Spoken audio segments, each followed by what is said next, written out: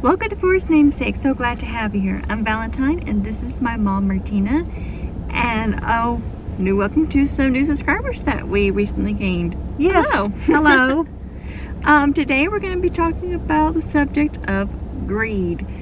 Kind of a convicting talk and a little, kind of, what's that word when it kind of gets to you? I'm not sure. Convicting? Well, you did say convicting. Kind of almost embarrassing in a way to be so outspoken, but it does need to be shared because maybe you all can relate too.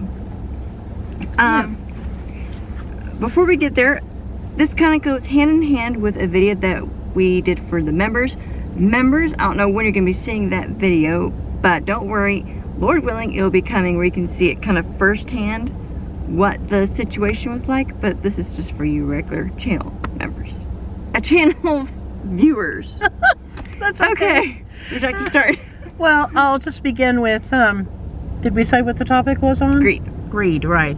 Well, I'll just begin by saying that we've decided that every Wednesday was going to be our time to go laundry, and when we record this, which we're doing today, is Wednesday. By the time you see this, it will be Thursday, Lord willing, which is tomorrow. Yeah. So we got there early because you just never know when this laundromat is going to open. It has very strange hours. On the outside it says open, every day has different hours practically, right? I mean, Monday, Tuesday, Wednesday I think is 8 a.m. it starts. I'm not too worried about when it closes because that doesn't pertain to us. We don't go in the afternoons or evenings. We mainly do the mornings. That's all we do is mornings. We want to get it over with and go on with our day. But yeah, 8 o'clock it says. But sometimes the owners who are, I don't mind saying this, they're from another country, but they've always been very gracious. Oh my goodness, this bus almost hit us. They've been very gracious to us, and anyway, so sometimes they get there at 7 in the morning before they even open, and there's a really attractive young lady. She's very friendly and attractive, and I like it when she's there because she's so nice. As she's unlocking the door, she'll say, come on in, and the sign is still there that says closed, and I'll say, yeah, but it's closed. She goes, no, come on in, just get everything going. I love it when she's there. Perfect. But sometimes some of her other relatives come in, and they come in late, and they're not as friendly, or they don't say hello, they don't nothing, and then they come late, and it messes up our whole schedule. So today we decided we would get there around, we arrived around 7:15, I think, 7:20, probably somewhere around there. And now keep in mind we had daylight savings time, and so last week when we did this, it was pitch black outside. And where the laundromat is on a busy road. There's cars constantly going, so it's kind of embarrassing to have all our stuff out and whatnot. So, but today was daylight, so everybody can see everything, which I hated anyway. And we sat and waited, and I thought, goodness me. And so then, of course, 8 o'clock rolls around, and I'm thinking, surely someone's going to come along now because that's when they open. Is it 8? Nope, nothing. And then 8:15, nothing. 8:20, 30, 8:30, and I said, I'm going to give them until 8:30, and then I'm going to call. And the manager, she is not from this country. She's from this country, isn't from the United States, and she's as sweet as can be. She did leave her phone number with us, and so I called her up. Well, my husband called. I said, you call. Maybe they'll listen to a man's voice better than they will a woman's voice. I don't know. And so he called and said, hi, is anybody going to open up the laundromat for us? It's after 8:30 now. And then when he got off the phone, he said, oh my goodness, it sounded like I woke her up like she just got up from sleep. And I thought, oh my goodness, that's very odd. I mean, that means she didn't get her kids to school either. Anyway, so long story short, what happens then? I lost my train of thought. Well, she called us back and said that the owners would get there within 10 minutes. To me, that was still frustrating because the owner is in charge of the building. It doesn't matter if someone is sick who works there or not. An owner should always be checking their own establishment to make sure it's okay, or if someone's waiting outside for the door to open. It's just my little rant. It's unprofessional. But finally, someone did come and unlock the door so we could get our clothes in there. By that time, it was 8:45. Was it 8:45? You looked at the clock. 8:45.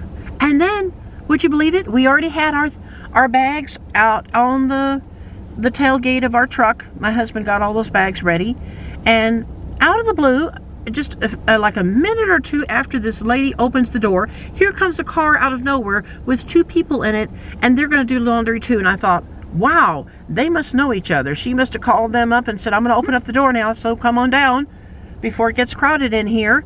And then they arrived, and I thought, oh no, because I don't mean to sound selfish, but there's not a whole lot of wash machines. The members got to see that part. There's 2 large jumbo wash machines, and they're $9.75 a piece, and that's good for, you know, comforters, blankets, big stuff, but also if you have a really large load, which we did have a very large load.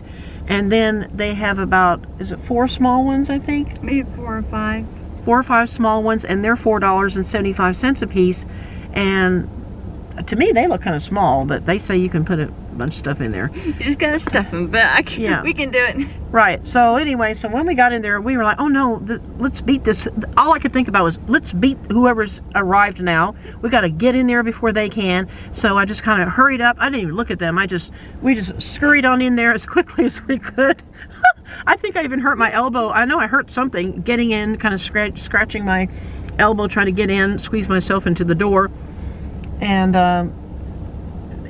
start putting the laundry quickly into the wash machines. Which, now this is as greedy as you can get, folks. Usually, and we came prepared, we always clean out the wash machines, because the night before they don't always have time to clean out the wash machines and dryers after people have used them. And we noticed it looked like a wreck in there, right?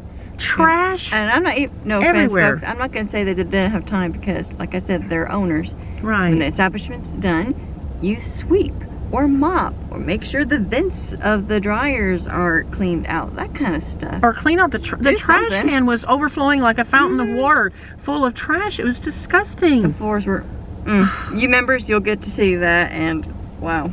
Yeah, so I don't mean to complain. It's just, but we were being greedy. And then this poor couple, I realized it was a couple that came in, and they were wanting to do clothes, but they just kind of shuffled in real kind of slowly. I think they could tell we were greedy. We were, you know, kind of pushy, and we wanted to get our clothes done before they could have a chance to get their clothes done. And it was awful. It was awful of me. I didn't even greet them. I didn't even look at them. That is not Christ-like. We're supposed to be, you know, examples of Christ to people like that. And I feel so ashamed. I really do. That was a terrible example of showing Christ. They would have never known the difference. They would have never known. We got to talk to them later, but yeah, it was awful. I felt so. I was greedy. We were greedy. We wanted to get those wash machines before they did. And finally, I think the guy. What did the guy ask you? What did he ask you? Is there one left for us? He just kind of looked at me, and I said, "Oh yeah, that one down there is available." The small one. And then he said, are you all using the other large jumbo one? And we said no. And I decided not to, because, you know, that way be fair and let them have something too. And it was a couple, so I figure they probably only just have, you know, his clothes and her clothes between them. Who knows? I mean, I don't know if they have kids or not. We found out later they don't have any kids. But nevertheless, it was still extremely selfish. I can't speak for Valentine, but I know that I was so greedy. Terribly greedy. I know, I was not the feelings. I tend to be in a one-track mind when I'm in there. It's all I can focus on, and getting the clothes washed and dried. Because we have other errands throughout the day, so yeah, I'm not always the friendliest. And then, I mean, talk about the greed that's going on with me, is that when the moment the clothes are getting done. Now, I noticed that the couple, maybe they were new, and the guys stood in front of his wash machine, even though it still had 15 more minutes to go. And I thought, why is he standing in front of the wash machine? Maybe he's afraid we're going to steal it, or what? I don't know. So I decided to stand in front of ours. Ours had less time to go. But nevertheless, then I was greedy, and I quickly ran over to the dryer to clean that out. That's the time when we did have time to clean it out. And then we kind of put our carts in front of it, because I didn't want anybody to grab. We know which dryers work and which ones are not the best. You know, it takes a while to to get them going, or you have to do it twice, or they make a strange noise when they go. And so that was extremely greedy. And I just want to show an example of someone who was not greedy other than Christ. One time we were there, and we were in a hurry to put everything again into the wash machines, and this lady comes into the place, and she's got, just one person had basket after basket after basket of filled clothes. And again, we were in a hurry, we're pressed for time, but she was actually there before we were, and she stepped aside and said, you go ahead and use the wash machines, go ahead. And I said, oh my goodness, you got here first. And she goes, no, you go ahead and go first. And I thought, wow, that was nice. Do you remember her? She's a little sweet Hispanic lady. Goodness me, I felt so, I mean, you would think I would learn. You would think she was setting a good example of what it's like to be Christ-like. That's what Jesus would have done. He would have stepped aside and let someone else go and wash clothes before he goes wash clothes, if he had to wash clothes. But anyway, you were going to share a Bible verse, I think. Oh, are you ready? Oh, I didn't yeah. want to interrupt. Oh no, I'm in ramble. I talk a lot, as you can tell. If you don't know that by now, I talk a lot. Oh, I talk a lot. That's another selfish thing. Wow, I'm being this is a double whammy. We're talking about greed, and now I'm being greedy. no. Okay, now I will let Valentine talk. I couldn't really find any Bible verses that matched our situation. Most of the verses that have to do with greed have to do with greedy after money. That's not the case today, but maybe a little bit. It'll make sense. Proverbs 21:26 talks about, he covets greedily all day long, but the righteous gives and does not spare. Well, the verse before that was talking about a lazy man and how he's greedy and all he does is covet. But if we just take that little part out, I guess we'll just leave in, the righteous gives and does not spare. Gives and does not spare. Like we would be willing to give the washers to them and let them choose first, but yeah. But does not spare. That almost sounds like an oxymoron, right? Gives and does not spare. Does not give, but does not spare. Does not spare anything. Oh, okay. Let you have it. Oh, okay, I see what you mean, yeah. So, yeah, that's like that lady. That's what she did. She said, you go ahead and go. And then, again today, with that couple that came at the same time we did, when it was time to get the clothes out of the wash machine, both of our wash machines that were side by side to each other, they both kind of ended around the same time. And she was already there. And so I just kind of waited for her to, do her clothes just a little bit, because it's kind of hard to work side by side like that. Her door might be coming into my way. And then I just kind of stood there waiting for her. And she stepped aside and she said, you go ahead and do yours. And I thought, but you were here first. She goes, it's all right. You go ahead and do yours. I know you're in a hurry. And I thought, oh, thank you. And then we found out later that I just started to talk to them, because I thought, that is real. I guess I had a convicting of the Holy Spirit. That's what, because I felt like God was saying, you really need to talk to them. You can't just go on in life and not talk to people. You need to talk to them. So I just asked them, when they were folding their clothes, when they were practically almost done and they're getting their clothes out of the dryer and they're folding their clothes, they seemed kind of lovey-dovey, and I said, are y'all newlyweds? And they laughed and said, no, we've been married 2+ years. And then they shared that they didn't have any kids or anything. And then I said, I would like to apologize. And I almost didn't want to apologize, because that takes humbling. That takes us letting go of pride. I had pride, and I didn't want to say sorry, because that's kind of embarrassing to come out and say, I'm sorry for being so greedy. Then they might come back and say, yeah. And I was not looking forward to that. So this part of me was just sitting there like, no, I'm not going to say anything. But the Holy Spirit kept coming to me and saying, you need to tell them sorry. So then I said, I'm sorry I was so greedy this morning with the clothes, and I could give a zillion excuses. I was just greedy. I'm sorry. And they said, that's okay. We have the day off today, so we're just relaxing. We're not going anywhere today.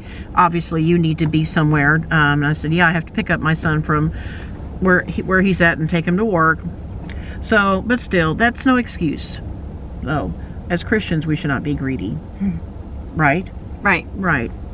So it's a short little talk today. I just felt like we needed to share that, because that's and share if you want to. You can share in the comments if there was a time when you were greedy and not a good representative of Christ.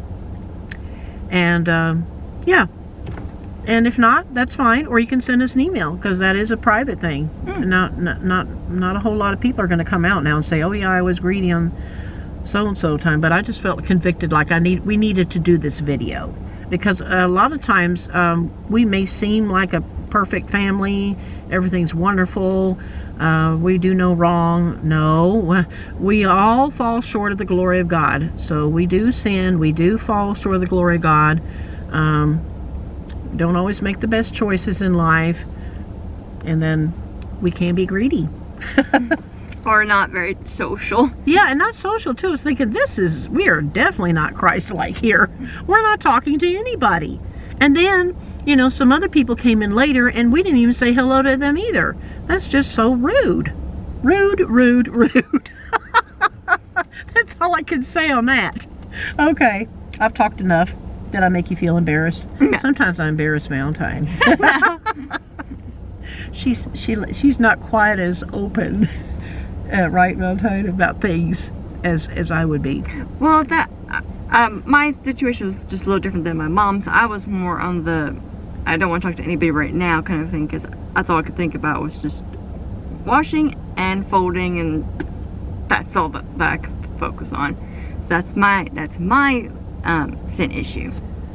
Yeah. Well, yeah, that's the same with me. We were in a hurry. We need to get done at a certain time. And because the owners were late in opening up the facility in the first place, that made us very rushed. I don't think we would have been nearly as greedy as we were if they had gotten there on time, or even a little early. Now say that saying that your band instructor said. Y'all remember this one for life. This is a great saying. To be early is to be on time. To be on time is to be late. Yeah, isn't that neat? Now y'all write that down. Put that on your refrigerator or on your car somewhere. Isn't that a neat saying? I love it, and it makes perfect sense. It does. Yes. Okay. We hope that you've enjoyed watching this. Like my mom said, you can send us an email. We've had some questions like, where is the email exactly? You can find it on the main page, like the About Us page. Or I can just tell you here, it's for his namesake 106@gmail.com. So, yeah. Was there anything else we need to share? I think that was it. I think so. that was it, Remember, yeah. just stay tuned for the video. I'm not sure when it's going to come up, but you could stay tuned for that. And thank you to everybody for your support, and another welcome to the new subscribers. And we hope that you will like, subscribe, and click the notification bell. And Lord willing, we'll see you in the next video.